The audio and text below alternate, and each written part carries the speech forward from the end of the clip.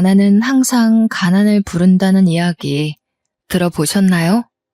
가난함은 대물림 된다고들 하잖아요.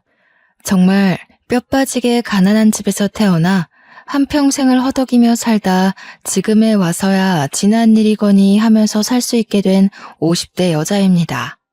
참 50년을 힘들게 매일같이 부르튼 손을 부여잡고 울면서 잠이 들었는데 보일러 따끈하게 나오는 집에서 두 다리 뻗고 자니 행복하네요. 어떻게 된 사연인지 참으로 궁금하시죠? 지금부터 저의 처참하다면 처참한 혹은 반전이라면 반전이라 할 수 있는 지난 이야기를 털어놓아 보려고 합니다.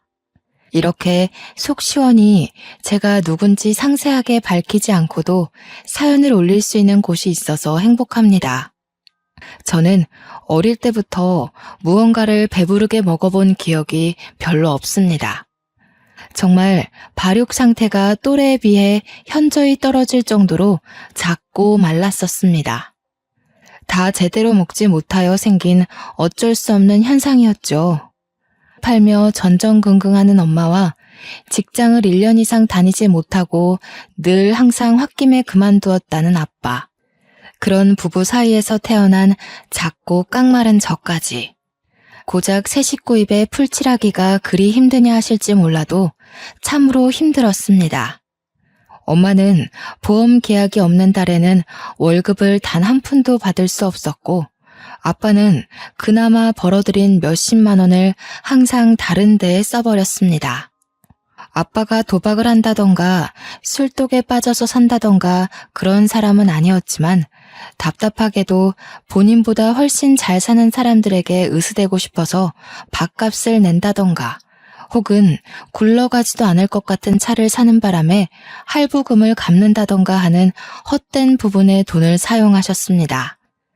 덕분에 저는 엄마가 보험을 계약하고 와서 라면이라도 끓여주지 않으면 손가락만 내내 빨고 있어야 했죠. 그때만 해도 급식이라는 게 어디 있습니까? 도시락을 싸들고 학교를 다녀야 했는데 저는 항상 반찬도 없는 맨밥만 있었습니다. 반 아이들에게 한 입만 하고 반찬을 얻어먹어야 하는 신세였고 그나마도 맨밥조차 없는 날이 많았습니다. 수도가에서 물을 마시며 배를 채우는 것도 하루 이틀이지 시대가 이미 많이 변했음에도 불구하고 저를 위한 도움의 손길은 없었죠. 초등학교를 겨우겨우 졸업하고 나서 중학교에 입학했을 때 부모님은 저에게 학교를 꼭 다녀야겠냐 하셨습니다. 그때만 해도 학교를 다니려면 돈을 내야 했으니까요. 저는 이대로 학교를 다니지 못하게 되면 시간이 더 지났을 때 정말 아무것도 할 수 없는 무력한 사람이 될 것 같다는 기분에 학교만큼은 졸업하고 싶다고 했습니다. 다행히도 은사님을 일찍 만나게 되었고 제가 중학교를 졸업하는 내내 저의 도시락을 챙겨주셨습니다. 제가 공부를 꽤 잘했거든요. 문제집도 사다 주시고 저에게 대학을 꼭 갈 수 있길 바란다고 용기도 주셨죠. 고등학교에 진학할 때야말로 정말 큰 고비이긴 했습니다. 부모님은 하루라도 빨리 취직할 수 있는 상고에 진학하길 원하셨고 저는 인문계 학교에 들어가 대학을 졸업하고 싶다는 포부를 가지고 있었습니다. 하지만 집안의 사정상 제가 대학을 간다 해도 전액 장학금을 받지 못하면 학교조차 다닐 수 없는 상황이었습니다. 정말 10여 년의 세월이 흘렀음에도 저희 집은 늘 가난했고 늘 곰팡이에 찌들어 있어야만 했죠. 결국에 저는 대학을 포기하고 상고에 들어가게 되었습니다. 그래도 나름 상고에서 상위권 성적을 유지해서인지 고등학교 2학년이 끝나가는 시점에 은행 쪽 계약직 자리에 취업 요청이 왔고 저는 그 자리를 차지할 수 있었습니다. 물론 은행에서 일하는 내내 대학을 나온 직원들 사이에서 고등학교 졸업도 채 못한 제가 얼마나 길을 펴고 일을 할 수 있었겠습니까? 그럭저럭 시키는 일만 잘하고 눈치만 빠릿하게 챙기면서 잡일만 주구장창했습니다. 새 옷을 사입는 것도 새 신발을 사시는 것도 저에게는 오로지 사치로 연결되는 일이었기에 정말 큰맘 먹고 엄마가 시장에서 사다 주신 11,000원짜리 낮은 구두, 그게 제가 매일같이 신는 신발이었습니다. 그리고 세탁소에서 가끔 맡겨두고 이사가서 분실물 취급이 되어버린 옷들을 저에게 주셨었거든요. 그 맞지도 않는 옷들을 우겨넣고 제 옷인 마냥 출근을 해야 했습니다. 저에게 새로운 정장을 사는 건 정말 꿈에도 상상 못할 일이었거든요. 분명 엄마는 보험 일을 하시고 회사를 계속 때려치우시던 아빠도 대리운전 일을 하면서 간간히 돈을 벌어오는 게 틀림없는데 왜 우리 집 살림은 나아지지 않을까 슬펐습니다. 제가 19살에 고생해서 번 첫 월급을 어디다가 썼는지 궁금하시진 않나요? 첫 월급은 부모님의 내복을 사는 거라 했지만 우리 부모님에게 내복을 사줘봐야 돈으로 가져오란 소리만 할 것 같아서 저는 제 용돈 2만 원을 빼고 전부 엄마를 드렸습니다. 제 월급 봉투를 보고 나서야 웃으면서 고생했다고 말하는 엄마. 얼마나 제가 은행에서 구박대기 취급을 받는지는 모르면서 월급 봉투에만 관심 있는 엄마.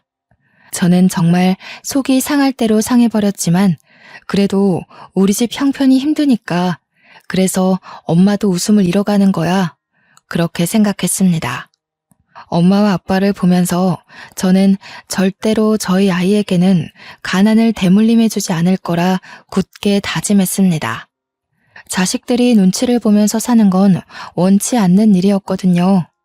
그렇게 1년 동안의 계약직 업무가 끝나고 은행 측에서는 저를 잘랐습니다. 한번 써봤는데 그 정도 일은 직원들끼리 돌아가면서 해도 될 것 같다는 이유에서였죠. 하루아침에 학생 신분으로 돌아오게 되었지만 곧 졸업을 앞두고 있었기에 저는 빠르게 취직을 해야만 했습니다. 당장 제 월급에 기대어 살고 있는 부모님을 생각하면 적게나마 돈을 벌어야 했거든요. 하지만 그러면서도 제 마음속에서 일렁이는 반항심은 내가 왜 돈을 벌어야 하는데? 하는 의문을 만들었습니다. 저는 졸업할 때까지만이라도 학생의 신분으로 친구들과 놀고 싶다는 생각을 했고 계약직 자리에서 잘린 것을 부모님께 이야기하지 않았어요. 당연히 월급 봉투를 들고 와야 하는 날 제가 빈손으로 터덜터덜 들어가니 집이 난리가 났습니다. 저는 그때 처음으로 부모님께 반항이라는 걸 해봤던 것 같습니다. 도대체 왜 내가 이 집안의 가장 노릇을 해야 하는 거냐고 소리를 막 질렀죠.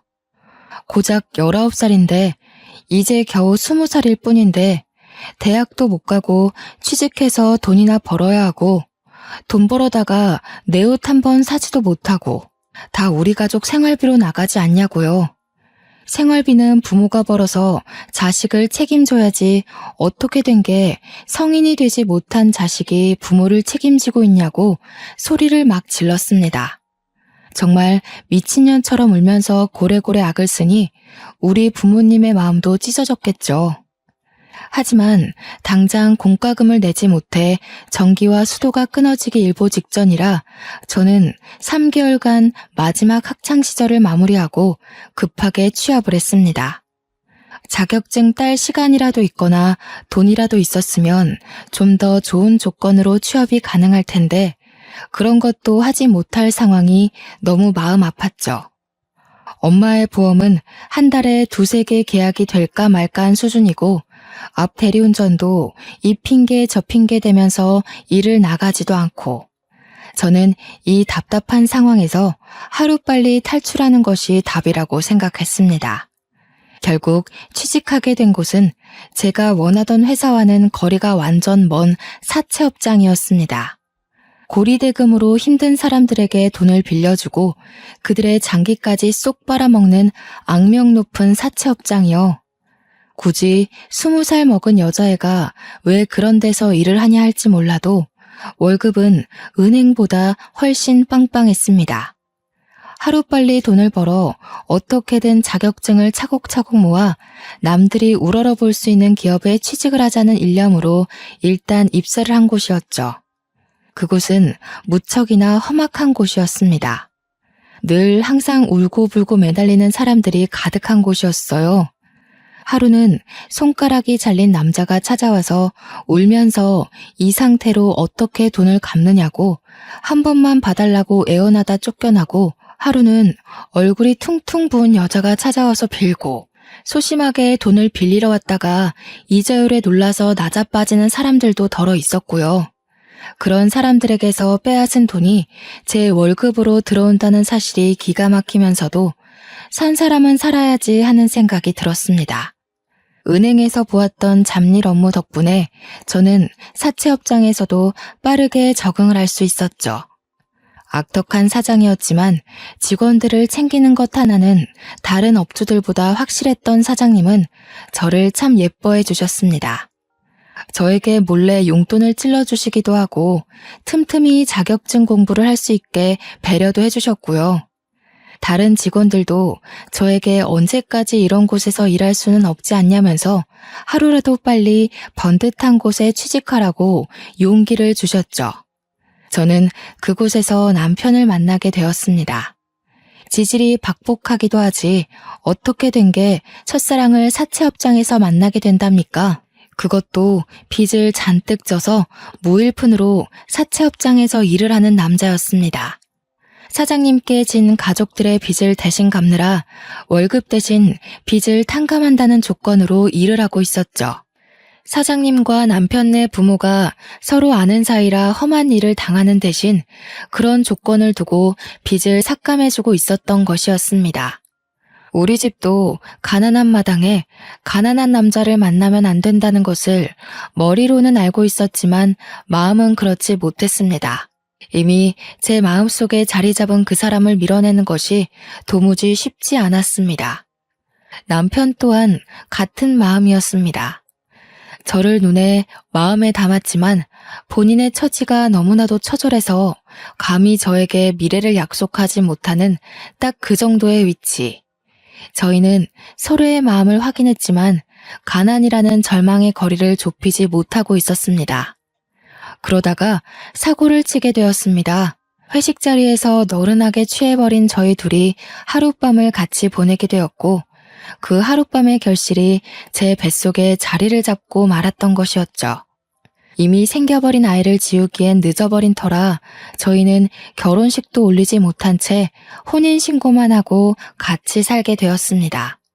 늘 익숙한 지하 단칸방. 그곳이 저와 남편의 보금자리가 되었습니다. 친정이라고 발붙일 곳이 없었고 시댁이라고 저를 환영해 줄 수 없는 처지였죠. 우리 둘은 가정을 꾸린 부부였지만 서로의 부모를 책임져야 할 각자 가장이기도 했습니다. 가락지 하나 제대로 나누지 못할 정도의 가난함이 우리를 힘들게 했지만 그 와중에 시모가 저에게 가보라며 알이 큰 다이아 반지를 하나 주셨습니다. 본인이 사채 빚에 쫓기며 힘든 와중에도 대대손손 물려오는 반지라 팔 수가 없었다면서 눈물을 흘리셨습니다. 예물 하나 제대로 못 해줬는데 그래도 갑오로 내려오는 반지가 있어서 얼마나 다행이냐며 절대로 팔면 안 된다고 신신당부를 하셨습니다. 본인이 손가락 하나 잘려나간다 해도 절대로 팔 수 없는 물건이라고요. 그 반지는 참으로 영롱했습니다. 엄지 손톱만한 다이아가 달려있는 투박하지만 깊은 반지였습니다. 저는 이 알 하나에 억소리가 날 것이라는 데에 제 전 재산을 걸 수 있었습니다. 그러면서도 한편으로는 의아하기도 했습니다.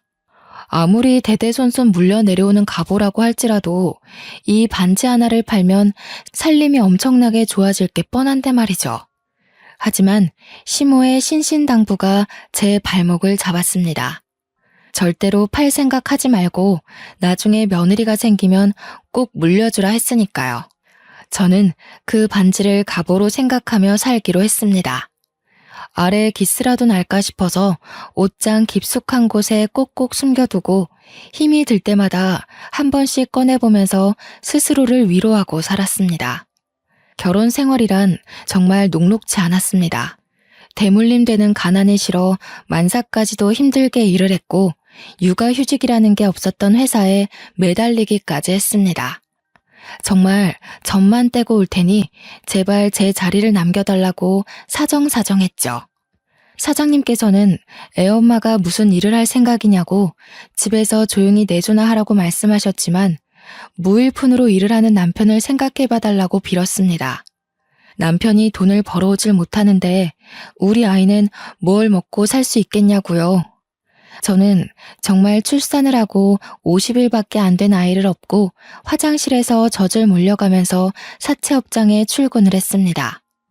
직원들이 전부 아이 울음소리에 예민해질 수밖에 없는 상황이었지만 저는 눈칫밥을 먹으면서도 버텨냈습니다. 사장님은 사무실 내에서 금연을 선포하셨고 직원들은 저를 향해 손가락질했지만 저는 꿋꿋하게 버텼습니다. 사장님께서는 결국 남편에게 소정의 월급을 주기 시작했습니다. 울고불고 매달리는 갓난아이, 그리고 제대로 먹지 못해 젖이 잘 돌지 않는 저를 보면서 배려를 해주신 겁니다. 직원들도 하나둘 적응하기 시작했습니다.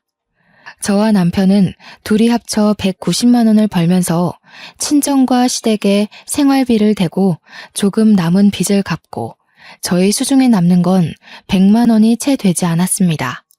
그걸로 지하 단칸방 월세를 내고 공과금이며 적금 10만 원을 들고 나면 반찬도 제대로 사 먹지 못할 지경이었죠. 고기 구경은 언제가 마지막이었는지 생각조차 나지 않을 정도였습니다. 오죽하면 사장님께서 회식 자리에서 꼬박꼬박 고기를 챙겨주시다 못해 집에 가져가라고 싸주시기까지 했어요. 남편에게는 동생이 2명이나 있었습니다.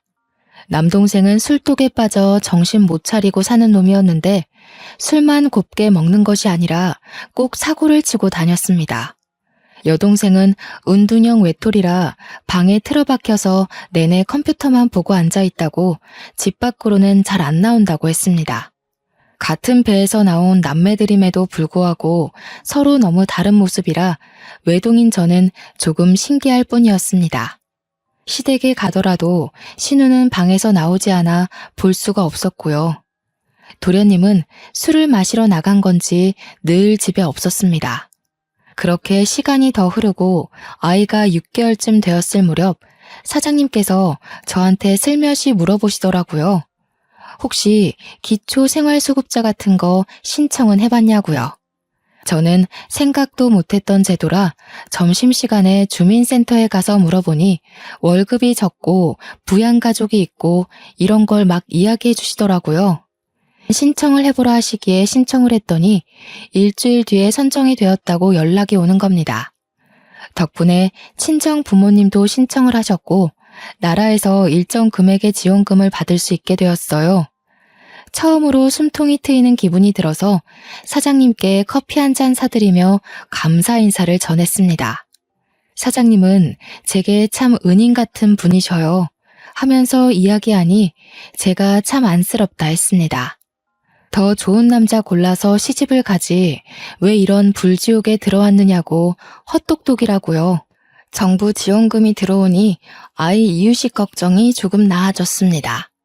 아주 작은 양의 소고기도 넣고 이유식을 만들어줄 수 있었고요. 시댁에서 가지고 있던 빚들도 이리저리 알아보니 개인 파산 처리가 되면 빚을 갚지 않아도 되는 제도가 있더라고요. 제 나이 이제 겨우 24살이었지만 세상 모든 풍파를 다 겪은 사람처럼 속속들이 알게 되더라고요. 다른 친구들은 이제 막 대학을 졸업해서 취직을 준비하고 있을 텐데 저는 벌써 아이까지 있으니까요. 시댁은 개인 파산 처리도 완벽하게 되었고 남편은 더 이상 빚을 갚아도 되지 않게 되었습니다. 사장님은 바로 남편에게 여기 말고 돈을 더 많이 주는 일자리를 찾아가라며 일용직 노가다 일을 소개시켜 주었습니다. 매일같이 일을 하면 지금 사채업장에서 버는 돈의 1.5배를 더 벌 수 있다고 했습니다. 남편은 누구보다 열심히 몸으로 뛰어 일을 했고 월급이 늘어나니 생활이 더 넉넉해지기 시작했습니다. 저는 늘 옷을 기워 입고 구멍난 양말을 숨겨가며 신었는데 밑창이 다 닳아 비가 새는 신발을 신고 걸어 다녔고요. 우리 아이에게는 그런 가난함을 겪게 하고 싶지 않았습니다. 그래서 새 옷도 사주고 아이를 위한 지원을 아끼지 않았습니다. 적어도 이전처럼 배를 골아야 하는 일은 없었습니다.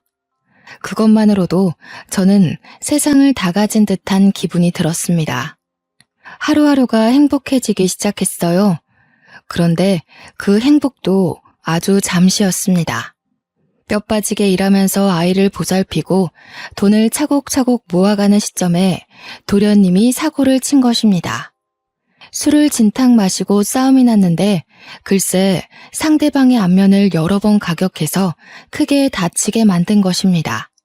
그래서 합의금으로 1,000만 원을 물어줘야 하는 상황이 생긴 거예요. 남편이 완전 사직이 된 얼굴로 저에게 모아둔 돈이 좀 있냐며 물어보는데 제 눈앞이 캄캄해지는 기분이었습니다. 그 돈을 왜 저희한테 이야기를 하는지 이해를 할 수가 없었거든요. 그날 저녁 시부모가 저를 찾아와서 죽는 소리를 내더군요. 우리가 개인 파산을 하는 바람에 그 어디에서도 돈을 빌릴 수가 없어. 사채업을 다시 사용하자니 그동안 힘들었던 게 기억이 나서 다짜고짜 돈을 빌릴 수도 없고 너네 모은 돈이 조금 있다는 이야기를 들었다. 그거라도 내주지 않겠니? 울면서 매달리는 시모에게 딱 잘라서 안 된다고 이야기를 할 수가 없었습니다. 시모는 저에게 계속해서 다이아 반지 이야기를 해댔거든요. 그 다이아 반지만 팔았어도 이런 일로 저에게 와서 하소연을 할 일이 없었을 거라고.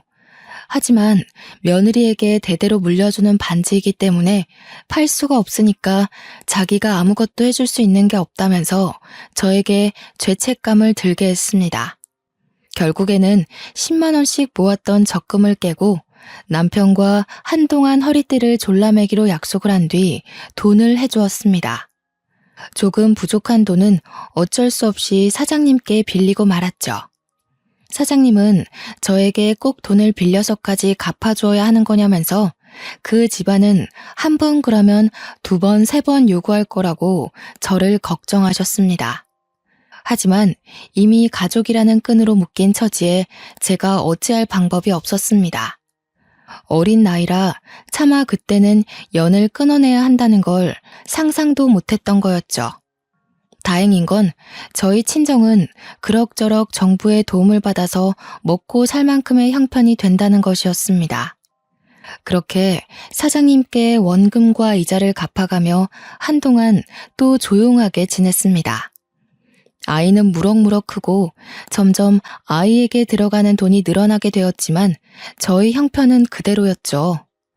그래도 기초생활수급자라고 아이 육아 지원도 나오고 했기에 어떻게든 하루하루를 버틸 수 있게 되었습니다. 단 한 가지 아쉬운 건 제가 일을 하고 있었기에 아이와 함께 놀아주는 시간이 터무니없이 부족했다는 것이었죠. 그나마 정부의 지원으로 어린이집도 보낼 수 있어서 다행이긴 했지만 그래도 아이가 저와 너무 오래 떨어져 있으니 마음이 아팠습니다. 주말에 아이를 데리고 유원지라도 놀러 가고 싶은데 그게 모조리 다 돈이잖아요. 그 입장권 하나 사는 것도 손이 떨리는데 어찌 아이와 함께 놀러 다닐 수 있겠습니까? 우리 아이가 5살이 될 때까지도 저는 가난에 허덕이며 살았습니다.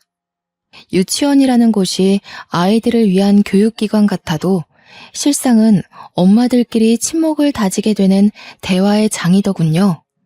저는 그때까지도 휴대폰은커녕 집 전화기도 없었기에 다른 엄마들과 연락을 할 수 없었죠.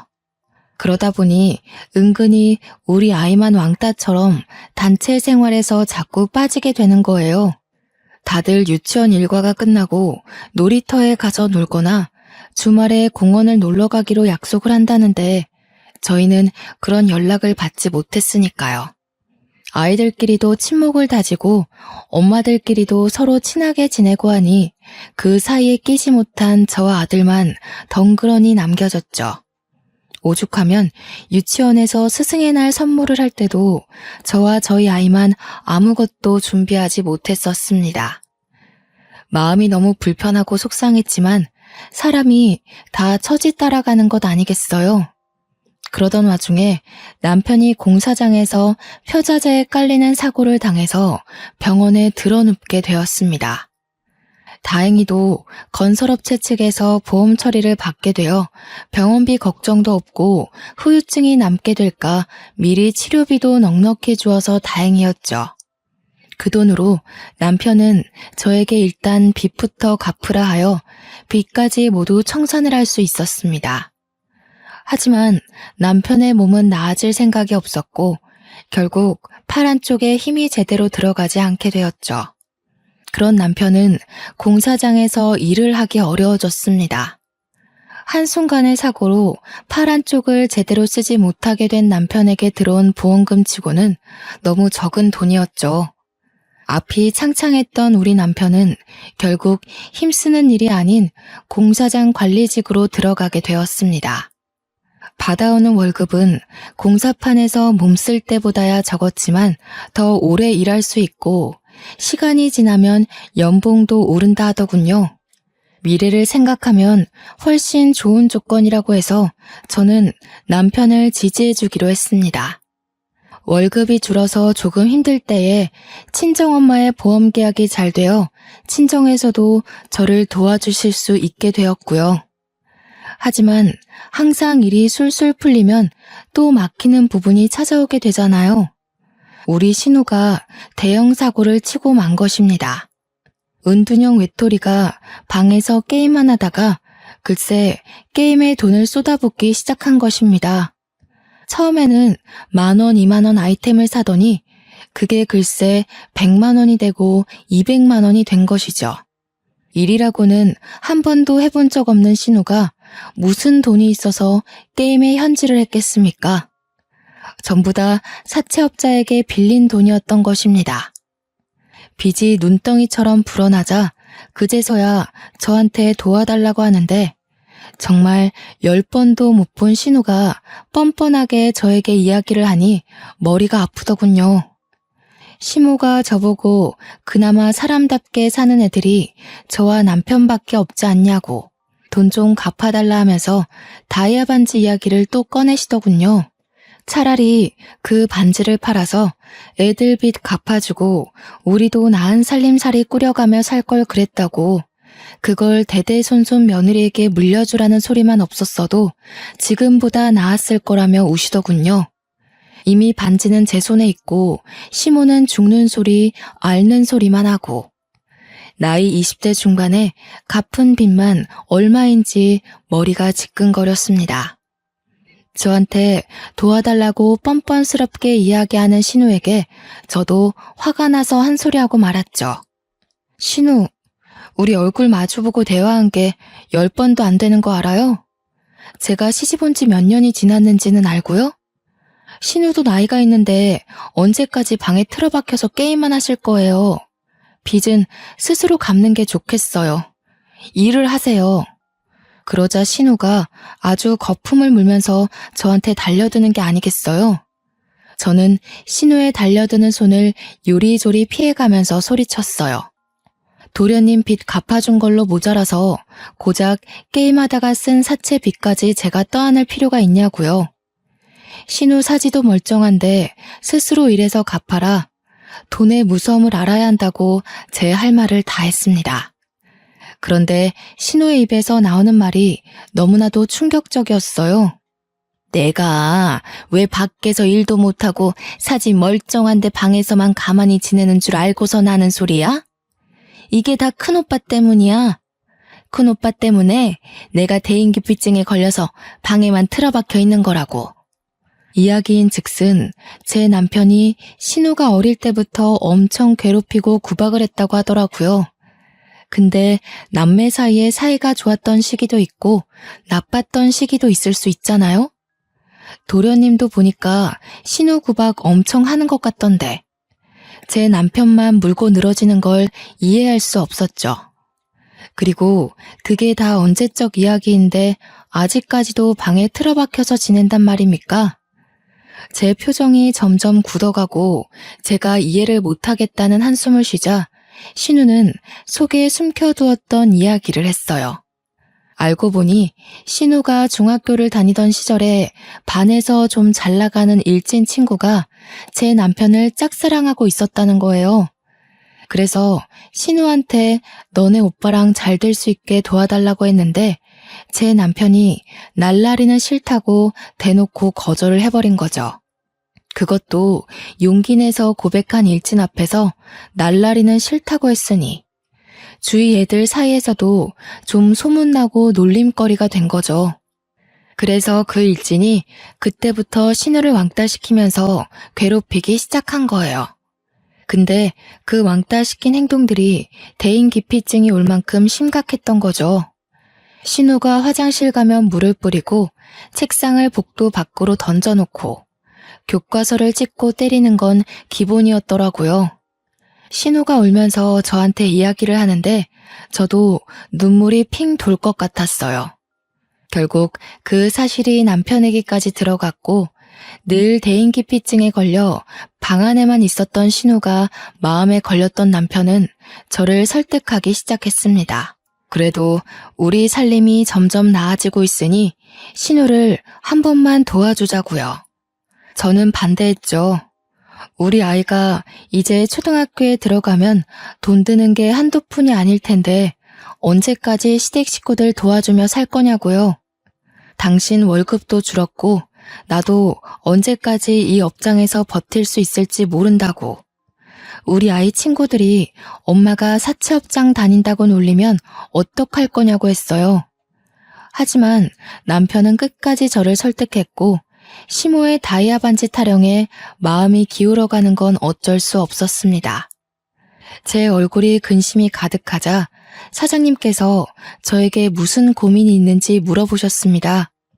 결국 소주 한 잔에 모든 걸 털어놓게 되었죠. 도련님이 사고 쳐서 돈 빌려간 것도 모자라 신우까지 사고를 쳐서 갚아주게 생겼다고요. 시댁에서는 다이아 반지 타령하면서 저에게 자꾸 짐을 지우는데 이 반지 확 그냥 팔고 싶다고 했더니 사장님이 저한테 그 반지 좀 보여줄 수 있겠네요. 왜 그러시냐 하니까 그거 담보로 이자 없이 돈을 빌려주시겠다는 거예요. 사장님께서 자기 못 믿냐면서 멀쩡하게 보관하고 있다가 원금 갚으면 그대로 돌려주겠다고 했습니다. 날마다 전화와서 저에게 한 번만 더 대출을 받아달라고 말하는 시댁 식구에게도 지쳤고 저는 냉큼 알겠다고 했어요. 벌써 8년째 알고 지내는 가족 같은 사장님인데 저에게 사기를 치진 않겠지 하고 생각한 거죠. 그래서 다음날 반지를 가져가 사장님께 3천만 원을 빌려달라고 했습니다. 그런데 사장님이 동네 금은방 사장님과 같이 오신 거예요. 그 반지가 진짜인지 아닌지 확인해봐야겠다고 하셨거든요. 저는 솔직히 좀 찜찜하긴 했지만 사장님께서 확인하셔야겠다고 하니까 그러려니 했죠. 근데 금은방 사장님께서 저한테 이게 진짜 다이아라고? 하시면서 사기당했네 하시고 껄껄 웃으시는 겁니다. 사기라뇨. 대대손손 며느리들에게 물려주는 다이아 반지라고 하셨는데요. 아이고, 아가씨 순진하네. 다이아가 이렇게 유리알 같은 색을 내기가 쉬운 줄 아나. 그리고 이 정도 크기면 억 단위나 나가야 하는데 이런 알 구하기 쉽지 않어. 이거 가짜야. 저는 뒤통수를 세게 얻어맞은 듯한 느낌이 들었습니다. 10만 원도 안 하는 큐빅을 가지고 진짜 다이아라고 사기를 쳤다니. 제가 얼마나 억울하겠어요. 그깟 큐빅으로 저에게 뜯어낸 돈이 얼만데 눈물이 줄줄 흘러나오더라고요. 오죽하면 사장님께서 원래대로 반지 맡기고 원금만 갚는 걸로 하자며 3천만 원을 이체해 주셨습니다. 저는 죄송해서 그 돈을 받아서 시댁에 보내야 한다는 생각도 못하고 있었죠. 그날 저녁에서야 남편이 돈은 빌렸냐고 물어보기에 정신이 번뜩 들었습니다. 그리고 남편에게 물어보았죠. 당신도 이 반지가 가짜인 거 알고 있었어? 고작 10만 원짜리 큐빅으로 대대손손 물려오는 반지라며. 나한테 어머님이 사기친 거 알고 있었냐고. 그러자 남편이 입을 꾹 다물더군요. 그 뜻이 무엇이겠어요? 긍정의 의미라고 해석해도 문제가 없었죠. 저는 남편을 주먹으로 마구 때리면서 도대체 왜 속인 거냐고 물어보았습니다. 남편은 그저 시모가 있어 보이고 싶어서 그런 거짓말을 한 것 같다고 했습니다. 없는 살림에 무시당하기는 싫고 며느리에게 의스대고 싶은 마음에 그런 것 같다고요. 저는 다음날 결국 시댁을 찾아가 시모에게 반지 이야기를 했습니다. 말하면서도 속았다는 게 너무 분하고 쪽팔리기까지 해서 눈물을 줄줄 흘려대며 소리를 막 쳤어요. 이거 다 가짜라면서요. 그 반지 다이아가 아니라 큐빅이라고 하더라고요.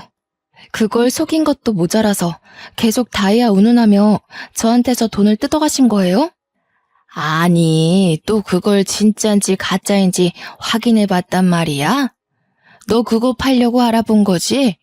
내가 절대로 팔면 안 되는 거라고 했는데 어쩜 그런 행동을 그깟 큐빅 가지고 신우이랑 도련님 빚 갚아달라고 당당하게 요구하시고 생활비까지 받아가신 거예요?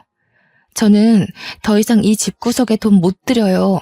그러니까 앞으로는 알아서 사세요. 저를 붙잡으러 달려나오는 시모를 뿌리치고 집으로 돌아왔습니다.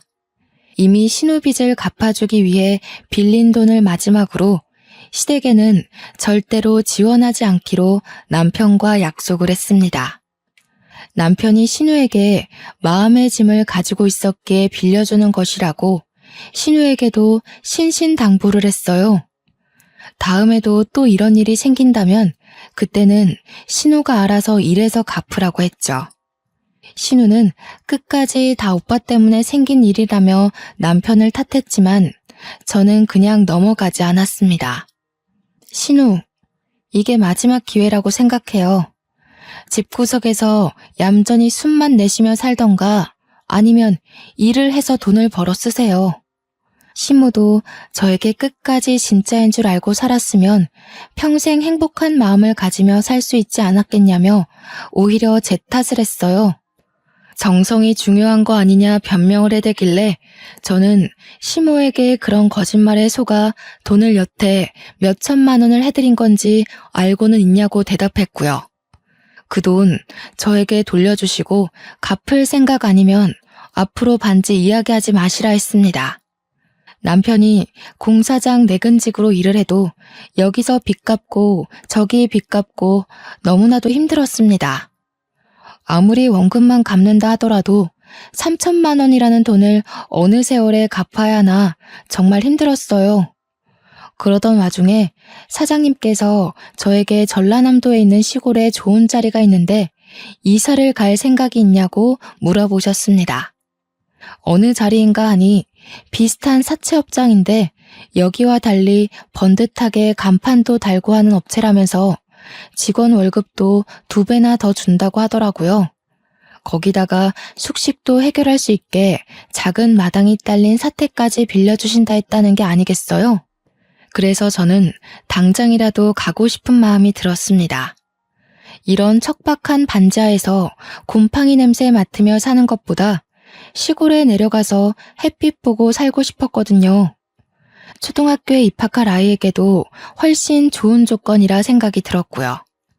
저는 남편에게 퇴근하자마자 달려가 이야기를 했습니다. 그래서 사장님이 그런 자리가 났는데 갈 생각이 있냐고 하셨어. 월급도 글쎄 2배나 되고 집도 빌려준대.